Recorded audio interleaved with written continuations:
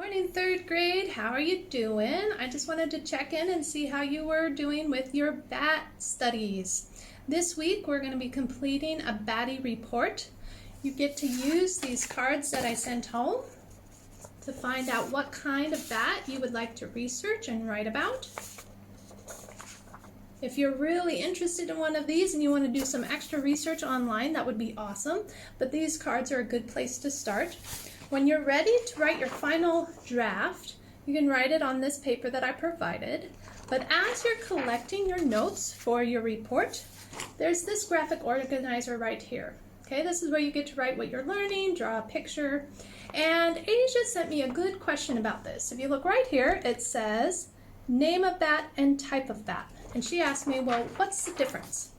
Now, the name of the bat would be like vampire bat or fisherman bat. That's the name of the bat. But there are actually only two main types of bats, and we're going to talk about that today because it's not super clear in the articles or the cards that you have to work with there. So I want to explain what these two types of bats are. And we're going to do that by reading a story together today called Stellaluna. But before I just jump right into the story, I'm going to read the last page first. In the back of this book, we have some bat notes. So listen carefully. Of the nearly 4,000 species of mammals on Earth, almost 1/4 are bats, the only mammals capable of powered flight. The scientific name for bats is Chiroptera. I think I'm saying that right. This means hand wing because the skeleton that supports the wing is composed of the animal's elongated finger bones. The majority of bats are classified as Microchiroptera, or microbats. This means small hand wing. Nearly 800 varieties fill this special niches in every climate around the world except the polar zones. The lifestyles and food preferences of the Microchiroptera vary widely. Many eat insects while others catch fish, amphibians, and reptiles. Finally, there is the famous vampire bat, of which there are only 3 species, ranging from Mexico to Argentina. The vampire's victims are mostly domestic cattle and native mammals and birds. Now, the other 170 or so species of bats are the fruit bats, otherwise known as Megachiroptera, or megabats. This means large hand wing. As their name implies, these are the largest bats, some types boasting wingspans of 6 feet. Fruit bats generally have long muzzles, large eyes, pointy ears, and furry bodies, which is why they are most often called flying foxes. Unlike the Microchiroptera, who travel by echolocation, fruit bats depend on their keen vision and sense of smell to navigate. They live in tropical and subtropical climates that provide year-round supplies of their favorite fruit, flowers, and nectar. Some fruit bats, as they forage for nectar, are responsible for pollination of many types of night-blooming trees and plants. Others eat whole fruits, seeds and all, and distribute the seeds over the forest floor in their droppings. Regeneration of tropical forests greatly depend on these bats. So as I read the story today, I want you to be thinking about, is Stellaluna a microbat or a megabat? And to help us remember what we're looking for, I tried to make a little chart here. Now, microbats, they're the ones who like to eat insects, fish, amphibians, or reptiles. They live in almost every climate and they use echolocation to get around. The megabats eat fruit, they have larger bodies, long muzzle or nose, big eyes, pointy ears, furry bodies. They use their good vision and smell to navigate. And they generally live in tropical or subtropical climates. All right, Stellaluna by Janelle Cannon.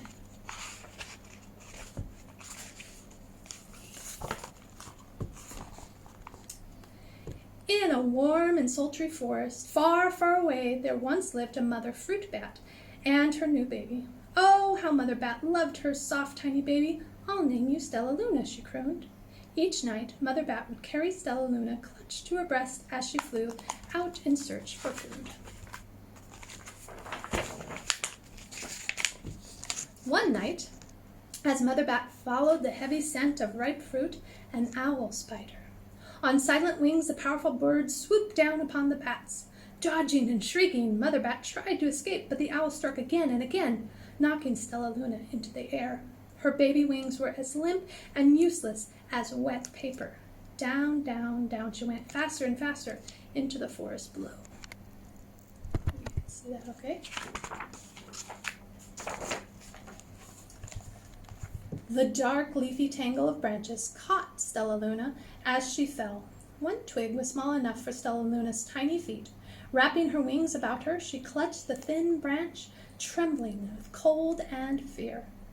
"Mother," Stellaluna squeaked, "where are you?" By daybreak, the baby bat could hold on no longer. Down, down again she dropped. Flump! Stellaluna landed headfirst into a soft, downy nest, startling 3 baby birds who lived there. Stellaluna quickly clambered from the nest and hung out of sight below it. She listened to the babble of the 3 birds. "What was that?" cried Flap. "I don't know, but it's hanging by its feet," chirped Flitter. "Shh! Here comes Mama," hissed Pip. Many times that day, Mama Bird flew away, always returning with food for her babies. Stellaluna was terribly hungry, but not for crawly things Mama Bird brought. Finally, though, the little bat could bear it no longer. She climbed into the nest, closed her eyes, and opened her mouth. Plop! In dropped a big green grasshopper. Stellaluna learned to be like the birds. She stayed awake all day and slept at night. She ate bugs, even though they tasted awful. Her bat ways were quickly disappearing, except for one thing. Stellaluna still liked to sleep hanging by her feet. Once, when Mama was away, the curious baby birds decided to try it too. When Mama Bird came home, she saw 8 tiny feet gripping the edge of the nest. "Eek!" she cried. "Get back up here this instant. You're going to fall and break your neck." The birds clambered back into the nest, but Mama Bird stopped Stellaluna. "You are teaching my children to do bad things. I will not let you back into this nest unless you promise to obey all the rules of this house." Stellaluna promised. She ate bugs without making faces. She slept in the nest at night, and she didn't hang by her feet. Stellaluna behaved as a good bird should.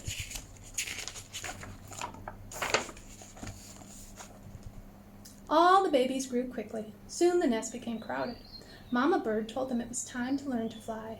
One by one, Pip, Flitter, Flap, and Stellaluna jumped from the nest. Their wings worked. "I'm just like them," thought Stellaluna. "I can fly too."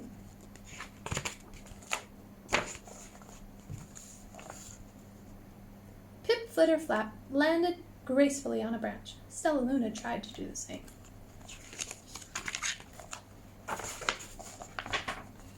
She tried. How embarrassing. "I will fly all day," Stellaluna told herself. "Then no one will see how clumsy I am." The next day, Pip, Flitter, Flap, and Stellaluna went flying far from home. They flew for hours, exercising their new wings. "The sun is setting," warned Flitter. "We had better go home or we will get lost in the dark," said Flap. But Stellaluna had flown ahead and was nowhere to be seen. The 3 anxious birds went home without her. All alone, Stellaluna flew and flew until her wings ached and she dropped into a tree. "I promised not to hang by my feet," Stellaluna sighed. So she hung by her thumbs and soon fell asleep. She didn't hear the soft sound of wings coming near. "Hey," a loud voice said, "why are you hanging upside down?" Stellaluna's eyes opened wide. She saw a most peculiar face. "I'm not upside down, you are," Stellaluna said. "Ah, but you're a bat. Bats hang by their feet. You are hanging by your thumbs, so that makes you upside down," the creature said. "I'm the bat. I'm hanging by my feet. That makes me right side up." Stellaluna was confused. "Mama Bird told me I was upside down. She said I was wrong." "Wrong for a bird, maybe, but not for a bat."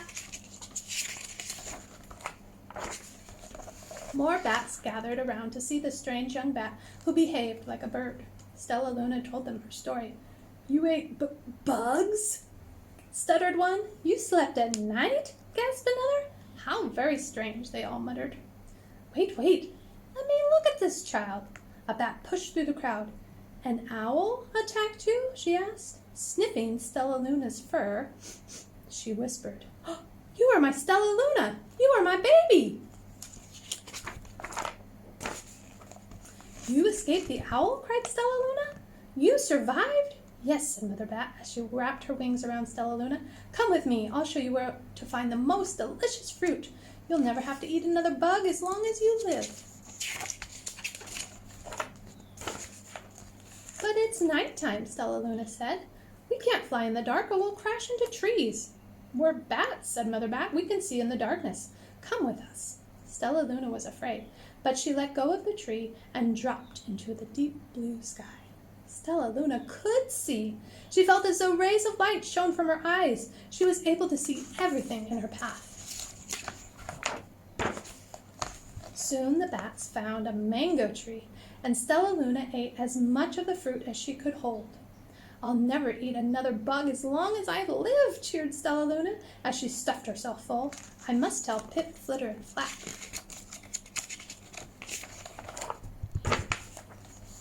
The next day, Stellaluna went to visit the birds.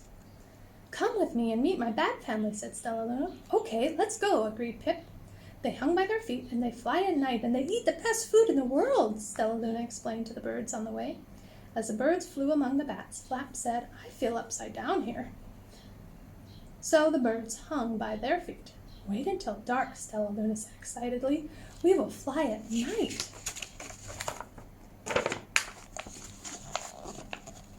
When night came, Stellaluna flew away. Pip, Flitter, Flap leapt from the tree to follow her. I can't see a thing, yelled Pip. Neither can I, howled Flitter. Ah! Shrieked Flap. They're going to crash, gasped Stellaluna. I must rescue them. Stellaluna swooped about, grabbing her friends in the air. She lifted them to a tree, and the birds grasped a branch. Stellaluna hung from the limb above them. We're safe, said Stellaluna. Then she sighed. I wish you could see in the dark, too. We wish you could land on your feet, Flitter replied. Pip and Flap nodded. They perched in silence for a long time. How can we be so different and feel so much alike, mused Flitter. And how can we feel so different and be so much alike, wondered Pip. I think it's quite a mystery, Flap chirped. I agree, said Stellaluna. But we're friends, and that's a fact. All right, that's the end of the story. What did you hear in there that would tell you whether Stellaluna was a megabat or a microbat? All right, let's look back at our list here. Now, microbats eat insects, fish, amphibians, reptiles. She did not like eating the bugs, did she? All right. Megabats eat fruit. She definitely liked eating the fruit. Okay. Megabats have the long muzzle, big eyes, pointy ears, and furry bodies. Now, did you notice these pictures here? Let me find a good one. Even though these are drawings or illustrations, they still give you a good idea what these bats look like. See the long nose, pointy ear, furry bodies? All right, so that's another characteristic of a megabat. Megabats also use their good vision and their sense of smell to get around instead of echolocation. Do you remember how the mother bat found out that Stellaluna was her baby? She just sniffed her, and she could tell by the smell that she knew that was her baby. So they've got some good smell. And tropical or subtropical climates is where the megabats like to live. Now, she got really excited when she found the mango to eat. Now, I don't know if you remember, but I'm from Washington State, and in Washington we grow a lot of fruit, but it's fruit like apples or peaches or plums. We do not have mangoes. If you want something like a mango or a banana, you need to go somewhere more tropical like Thailand. So that's another clue that we can infer that Stellaluna was most likely a megabat. Yeah, so I would say, based on the information the book gave us, that Stellaluna is a megabat and not a microbat. So as you're finishing your reports, make sure you're paying attention to the characteristics of your bat, where it lives, what it eats, and be sure to tell me, is your bat a megabat or a microbat? All right, good luck with that. We'll talk to you again soon. Bye.